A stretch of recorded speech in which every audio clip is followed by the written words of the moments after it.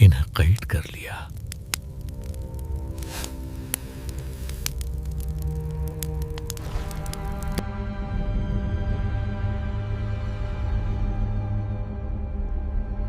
نہ کوئی لشکر آیا، نہ کوئی ہاتھی آیا، نہ کوئی نکارہ بجا، لیکن حملہ ہوا، اور حملہ بھی کس پر؟ اس ہستی پر جو پوری کائنات کے لیے رحمت ہے، ہمارے نبی رسول اللہ صلی اللہ علیہ وسلم پر۔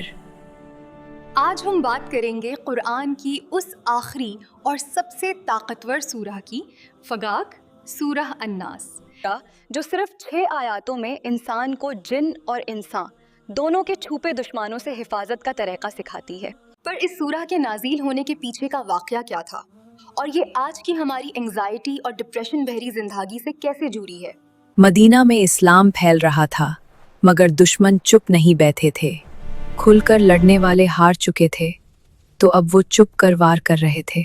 ایک شخص تھا لابد بن العاصم، بنو زریق کا ایک یہودی جو جادو میں ماہر تھا۔ اسے پیسے دیے گئے، اسے اکسایا گیا صرف ایک مقصد کے لیے، رسول اللہ کو تکلیف پہنچانا۔ اس نے وہ چیز منگوائی جو سب سے قریبی ہو، رسول اللہ کے مبارک بال اور کنگھی کے کچھ دان۔ ایک سوکھی ہوئی نرگس کی ٹہنی میں ان بالوں کو باندھا گیا، گراس لگائی گئی اور ہر گرہ پر پھونکا گیا۔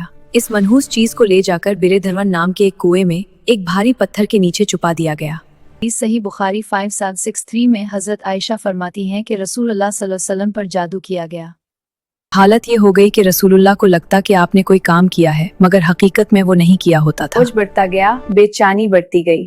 یہ اللہ کا امتحان تھا اور امت کے لیے سبق۔ لیکن جس کا مولا اللہ ہو، اسے اندھروں میں نہیں چورا جاتا۔ ایک رات آپ سو رہے تھے کہ 2 فرشتے آئے، ایک سرہانے بیٹھا، دوسرا پاؤں کی طرف۔ ایک نے پوچھا، ان صاحب کو کیا ہوا ہے؟ دوسرے نے جواب دیا، ان پر جادو کیا گیا ہے۔ کس نے کیا؟ لابد بن العاصم نے۔ کنگھی اور بالوں میں جو نرگس کے غلاف میں ہے اور دھروان کے کنویں میں ڈالا گیا ہے۔ صبح ہوئی، رسول اللہ نے حضرت علی، حضرت عمار اور کچھ صحابہ کو بھیجا۔ جب وہ کنویں پر پہنچے تو اس کا پانی ایسا تھا جیسے مہندی کا رنگ، اور وہاں کے کھجور کے درخت شیطانوں کے سر لگ رہے تھے۔ تب حضرت جبریل نازل ہوئے، تلوار لے کر نہیں بلکہ الفاظ لے کر۔ 2 سورہ نازل ہوئیں، سورہ الفلاق اور سورہ الناس، ٹوٹل 11 آیتیں اور وہاں 11 گرہ۔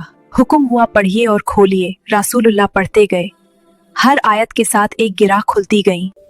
کل اعوذ برب الناس، کہہ دیجئے میں پناہ مانگتا ہوں لوگوں کے رب کی، مالک الناس، لوگوں کے بادشاہ کی، الہ الناس، لوگوں کے معبود کی، من شر الوسواس الخنس، اس وسواسے ڈالنے والے کے شر سے جو بار بار پلٹ کر آتا ہے اور چپ جاتا ہے۔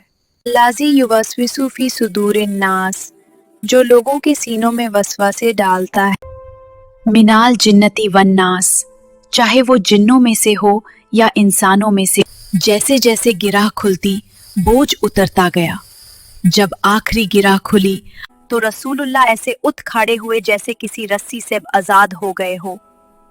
اللہ نے اپنے نبی کو بچا لیا اور ہمیں سکھا دیا کہ دشمن کتنا ہی چھپا ہوا کیوں نہ ہو، اللہ کی پناہ سب سے بڑی ہے۔ الناس میں ہم اندر کے خطرے سے پناہ مانگ رہے ہیں۔ اندھیرے کا ایک ایسا سایہ جو باہر سے نہیں بلکہ آپ کے اندر سے آپ کو کمزور کرتا ہے۔ کیا کبھی آپ نے محسوس کیا ہے ایک عجیب سا شک، ایک بے مطلب کی گھبراہٹ، وہ آواز جو آپ کو ہر اچھے کام سے رکتی ہے، جو دل میں آتی ہے اور تورنت غائب ہو جاتی ہے؟ یہ وہ وسواسہ ہے جو آپ کی دین اور دنیا دونوں کو برباد کرنے کی طاقت رکھتا ہے۔ مگر یہ کون ہے، کہاں سے آتا ہے، اور سب سے ضروری، اس سے بچنے کا آخری حفاظتی قلعہ کیا ہے؟ وہ سورہ جو صرف 6 آیاتوں میں انسان کو جن اور انسان دونوں کے چھپے دشمنوں سے حفاظت کا طریقہ سکھاتی ہے۔ رسول اللہ ہر رات سونے سے پہلے سورہ اخلاص، فالق اور ناس پڑھ کر پھونتے اور اپنے جسم پر پھیرتے۔ یہ ان کا معمول تھا، کیونکہ یہ صرف الفاظ نہیں، یہ اللہ کا وہ قلعہ ہے۔